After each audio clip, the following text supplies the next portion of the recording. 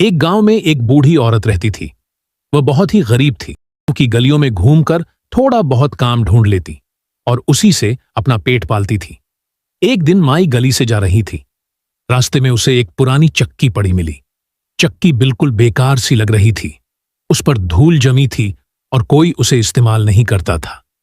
माई ने सोचा, अगर इसे घर ले जाऊं तो शायद कुछ अनाज पीसकर अपना गुजारा कर सकूं।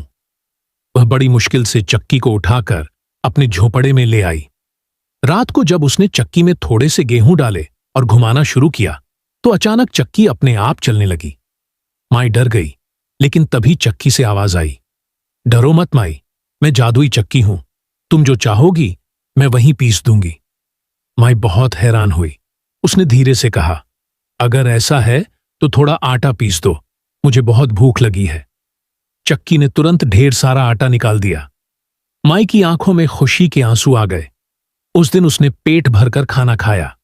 अगले दिन माई ने चक्की से थोड़ा और आटा पिसवाया और गांव में बांट दिया। जो भी भूखा आता, माई उसे खाली हाथ नहीं लौटाती। धीरे धीरे पूरे गांव को पता चल गया कि माई की झोपड़ी से कोई भूखा नहीं जाता। लेकिन गांव में एक लालची सेठ भी रहता था। उसे माई की चक्की के बारे में पता चला तो उसने सोचा, अगर ये चक्की मेरे पास आ जाए तो मैं सबसे अमीर बन जाऊंगा। एक रात सेठ चुपके से माई की झोपड़ी में घुस गया और चक्की चुरा ले गया। उसने घर पहुंचकर चक्की से कहा, सोना पीसो, बहुत सारा सोना पीसो। चक्की चलने लगी और सोना निकलने लगा। सेठ खुशी से नाचने लगा, लेकिन उसे चक्की रोकना नहीं आता था। थोड़ी देर में पूरा घर सोने से भर गया। सेठ डर गया और चिल्लाने लगा, रुको, बस करो। लेकिन चक्की नहीं रुकी।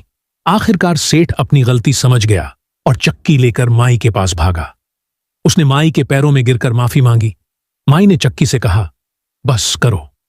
चक्की तुरंत रुक गई।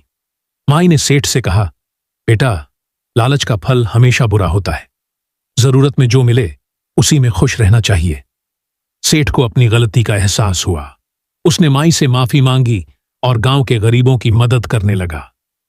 माई फिर से सादा जीवन जीने लगी, लेकिन उसका दिल हमेशा सबके लिए खुला रहा।